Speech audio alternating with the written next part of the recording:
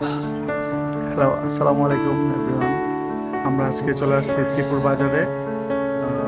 শ্রীপুর বাজারে আসার সময় আমার চোখে পড়লো এক আপু দোকানদারি করতেছে, কাঁচা মাল বিক্রি করতেছে। তো খুবই আশ্চর্যের বিষয় যে দেখেন, দেশে এত এত মানুষ যেভাবে থাকতে উনি একটা মহিলা মানুষে দেখেন ইনকাম করতেছে, মানে উদ্যোক্তা যেটাকে বলে, সেটা হচ্ছে উনি নিজে একটা কিছু কর্ম করতেছে।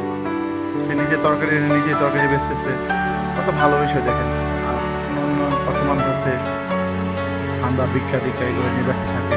তো উনি আসলেই খুব ভালো লাগলো আমার কাছে, আপনার কাছ থেকে দেখে অনেক খুশি যে উনি একজন মহিলা হয়েও দোকান নিয়ে বসে আছে, দোকান চালাচ্ছে।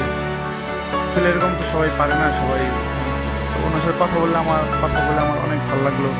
মন মানসিকতা অনেক ভালো, যে ভালো মন্দ কথা বললাম, জিজ্ঞেস করলাম কীভাবে কী সংসার চলে, কী করে। তো আজকে হঠাৎ করে ঘুরতে ঘুরতে চলে আসলাম আমাদের শ্রীপুর বাজারে।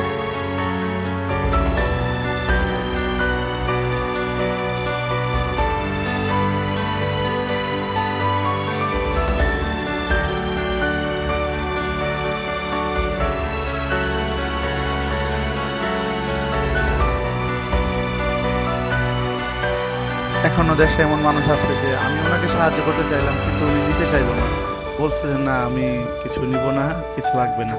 আমি নিজে থেকে ওনার পাশে দাঁড়াতে চাইছিলাম সাহায্য করার জন্য।